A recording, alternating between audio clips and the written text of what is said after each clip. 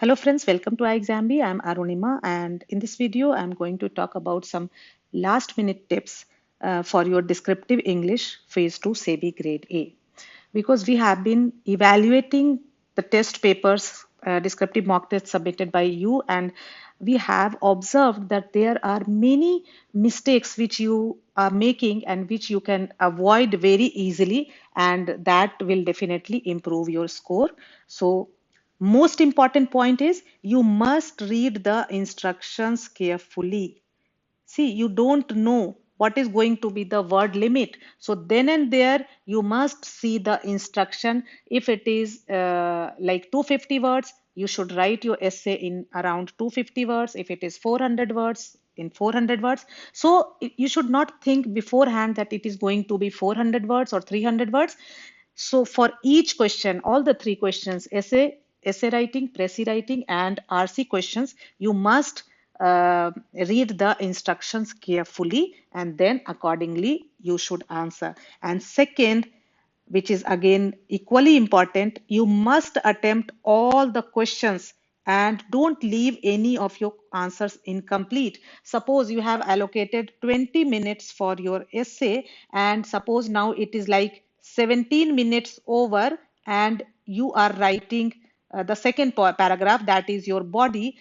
Immediately close that paragraph and start writing your conclusion. Some one two sentences, some points if you miss in the body part, it's okay, but your essay or Prezi or any of your answers should not be incomplete. It should not be like uh, some word you have written, you have started something and then it is incomplete sentence, is the last sentence you have not completed. You should not do this mistake, because here you will lose your marks. Now let us see one by one. For essay, what are the things you must take care of, what are the do's and don'ts. So essay, as per the SEBI handout, we know that this year essay is going to be 30 marks, and we don't know the word limit. It may range from 200 to 400 words. So then and there you must see the instruction, and how important is it is to stick to the prescribed word limit. It is important, really really important.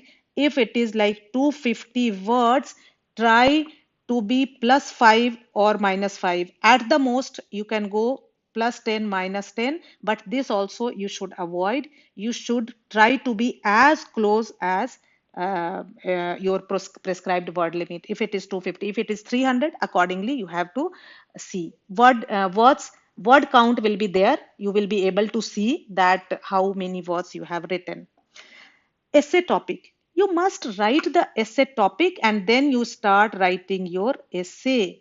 It should not be like, because you will have there 5 essays, you must write which essay you are going to attempt. Okay, then relevant to the topic. Whatever you are writing, it must be relevant to the topic. Suppose it is like COVID and migrant laborers, so it must be about COVID and migrant laborers. It should not be like COVID and about its vaccine. Okay, so whatever you are writing, that should be relevant to the topic. You should write, you should follow the proper structure. Then your opinion should be there. It should not be only facts and data in your essay. In your essay, your opinion must be there. You should remember that. Then, of course, because it is a test of your writing skill, grammar and spelling mistakes should not be there. And also, while evaluating your descriptive mock test papers, many times I have seen that you don't take care of comma or full stop. See, you have written your last sentence, but full stop is missing. It should not happen. Similarly, you are starting a sentence, the. It should be the. So these things you can easily avoid. But if you don't, if you commit these kinds of mistakes, you are going to lose your marks. So whenever you are starting a sentence, first letter should be always capital letter. Similarly, if it is like India, you are writing India or any country's name, it should always start with the capital letter, right? These things you must take care. So this was about essay. Then let us see what are the things which we must take care of while writing a précis. Now, as per the handout, précis is going to be 30 marks. Word limit, if they have prescribed the word limit, you should stick to that. If not, you have to do 1/3 of the total words which are there in the article. So it is like 450 words article, then it should be around 150. Title. You must give a title to the précis. It is important because you will get some marks for the title. Okay. So, yeah, title is very much required. You must write a title to the précis. Write in sequence. So, always you should follow the sequence which is there in the article. Okay. You should not rearrange it. Main idea must be there. So when you read the article, try to make out what the main idea is, and that main idea should not be missed in your précis. You must include the main idea in the précis. Don't write the examples because you have to write in 1/3 of the total words. Avoid writing the examples. So main idea must be there, but examples should not be there. Your opinion should not be there. So it is just opposite to essay. In essay, you must give your opinion, but in précis, you should not write what your opinion is. Précis should be whatever the writer has written, you must write about that. And preferably, your précis should be in past tense.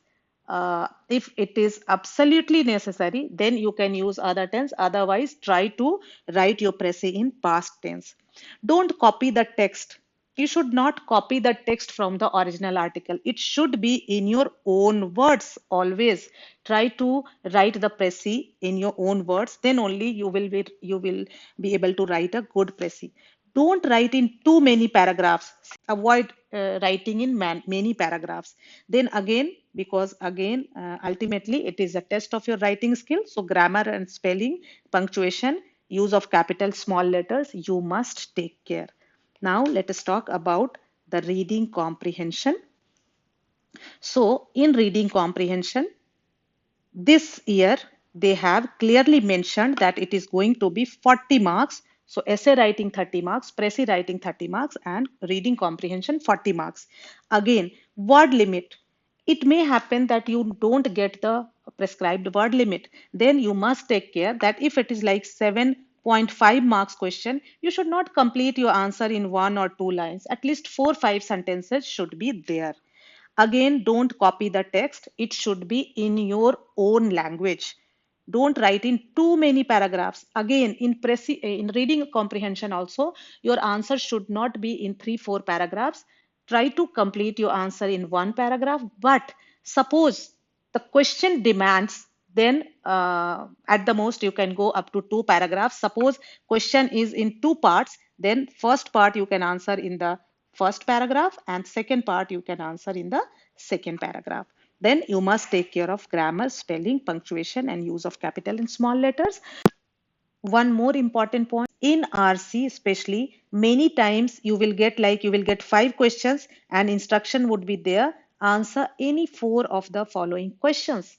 Then you must read. If you read the instruction, you will answer only four. Any four out of these 5. Any four you can answer. One, two. Write the question number clearly. 1, 2, 3, 4. Or you can write 1, 3, 4, 5. But if you answer all the 5, what will happen?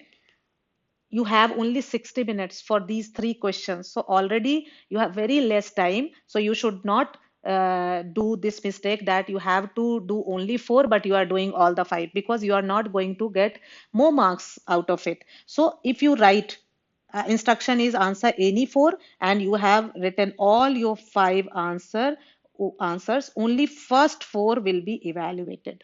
Suppose fifth answer you have written a very good answer, then also it will not be evaluated. So almost 20% of the mock tests we received, you people have attempted all the 5 questions, whereas in the instruction it was clearly written that answer any 4 of the following. So there you are losing everything. You are losing your time, you are losing your marks, and maybe it may happen that because you have attempted this fifth question for which you are not going to get any marks, because of this fifth your essay remains incomplete, or your essay remains incomplete. So these small things please take care of, and I tried to discuss about the things which don't require much time. Only thing that you have to take care of these things tomorrow in the examination hall, and definitely this will help you to improve your score.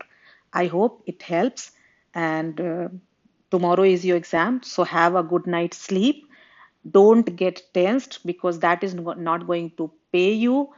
Remain cool, calm, and composed in the examination hall, and you have to give your best. Okay, so all the very best. Do your best and come out with flying colors. All the very best again. Thank you, friends. Thanks for watching.